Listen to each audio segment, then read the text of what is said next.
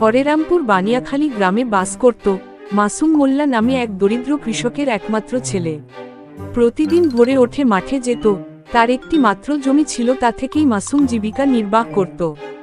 হঠাৎ তার বন্ধুর কাছ থেকে শুনে এনএফটি নামক এক কোম্পানি দেশে এসেছে, তাতে নাকি টাকা রাখলে ৪৫ দিনে টাকা দ্বিগুণ করে দেবে।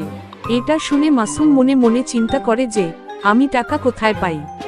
হঠাৎ তার মাথায় চিন্তাভাবনা আসে, যদি আমি বন্ধন ব্যাংক থেকে কিছু টাকা ঋণ নিই তবে কেমন হয়। যেমন ভাবনা ঠিক তেমনই কাজ করে বসে মাসুম। পরদিন ভোরে ওঠে রওনা দেয় বন্ধন ব্যাংকের দিকে এবং সেখানে গিয়ে স্যারের সঙ্গে আলোচনা করে লক্ষাধিক টাকা ঋণ নিয়ে আসে মাসুম এবং তার সেই বন্ধুর মাধ্যমে এনএফটি নামক কোম্পানিতে টাকা ইনভেস্ট করে ফেলে। ঠিক বেশ কিছুদিন ভালো অঙ্কের টাকা কোম্পানি মাসুম মোল্লার অ্যাকাউন্টে ট্রান্সফার করে দেয়। হঠাৎ একদিন ঘুম থেকে ওঠে মাসুম শুনতে পাই যে এনএফটি নাকি বন্ধ হয়ে গিয়েছে। এটা শুনে মাসুম গভীর চিন্তায় পড়ে যায়। তার যে বন্ধন ব্যাংকে অনেক টাকা ঋণ নেওয়া আছে, মাসুম কি করবে ভেবে পাচ্ছিল না। অনেক ছোটাছুটি করে কিন্তু তাকে কেউ টাকা ধার দিতে চাইল না।